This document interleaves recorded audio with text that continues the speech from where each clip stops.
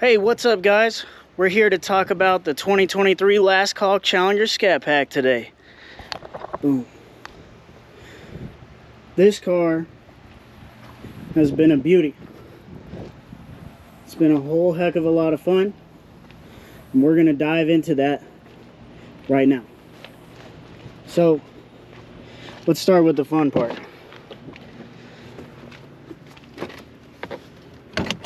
Open up the hood there. Let's check out this power plant.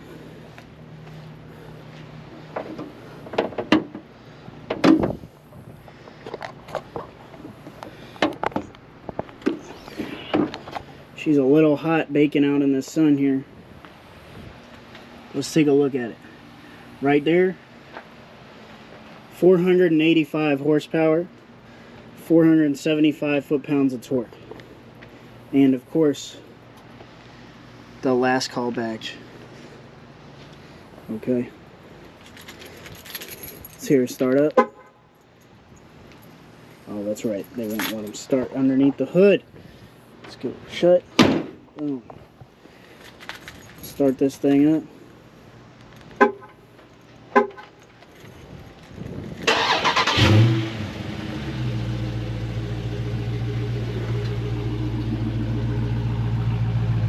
Out there, beautiful exhaust mode. Got the little bumblebee stripe.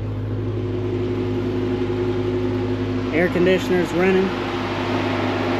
Let's take a look inside. This is where all the fun happens, right? So we'll work our way from left to right. Over here you got your master controls, little door cubby to throw in your drink, whatever you need. You got your memory settings, so you click setup. You move your chair to position, click 1 or 2. You got your lights. You can adjust your interior lighting by messing with this one here.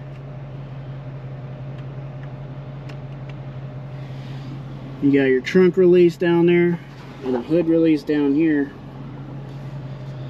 Up here on the dash, you got a bunch of different options, right? So you can cycle through all your different settings, vehicle info, right, which kind of tells you what your tire pressure is, engine torque, intake temp. Then you got performance. This is going to be like your performance pages from the Uconnect, but it's going to be over here on the dash. You're going to have your driver assist. Funny story with that is the first time I found something out about that was when I was driving down the road, and I was slowing down on my own, but the car kind of freaked out on its own, and it sent the warning noises and the shaking through the steering wheel to let me know that it thought I was about to crash into somebody. Obviously, you know, I wouldn't let that happen, but yeah, it was definitely a shock to me initially. But it's very handy.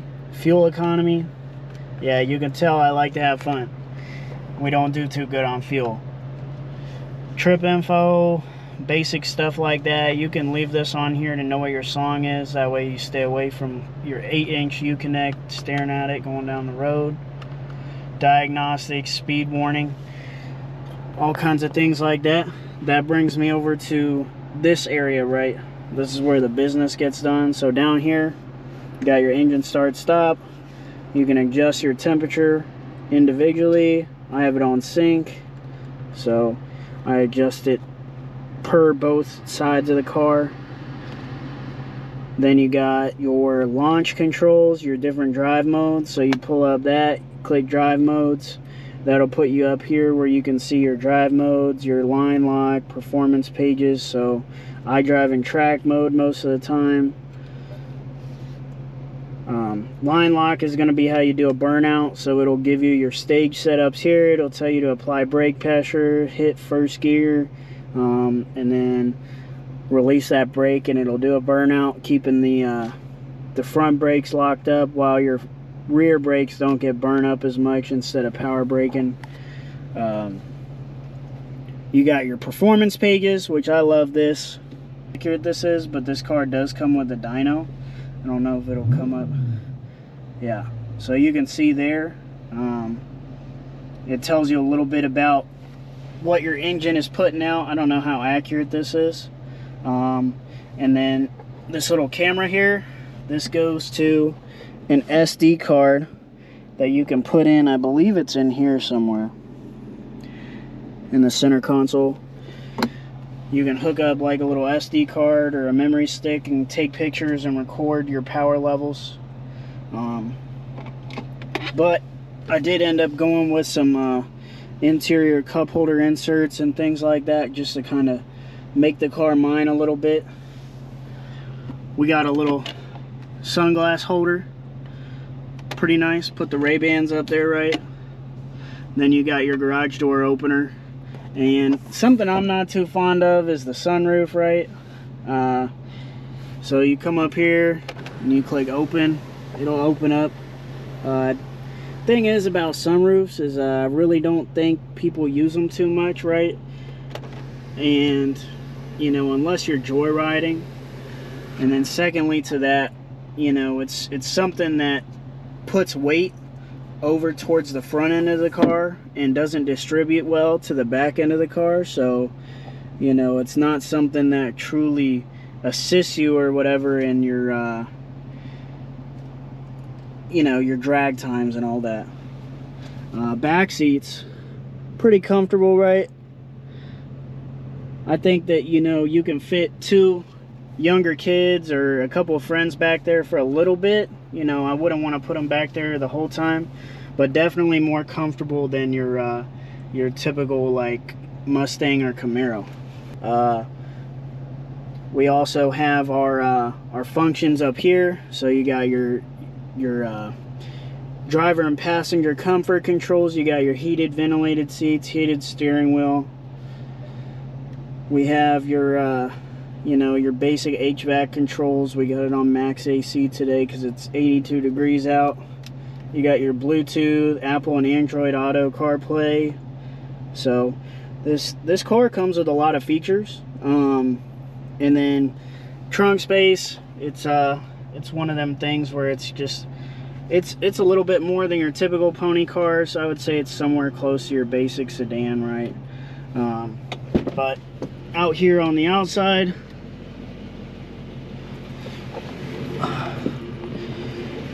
driver's side for mine has your power forward and backward, up and down controls.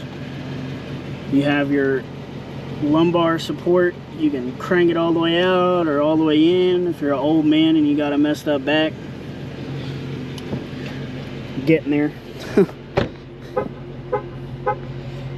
Overall though, this thing is a lot of fun. Things I regret, I wish it didn't have this. I wish it didn't have that, guys. I really do. That sunroof is not something I wanted in my car. But for what you get, you can't complain. And we'll throw a little performance piece here at the end. So stick around for that too.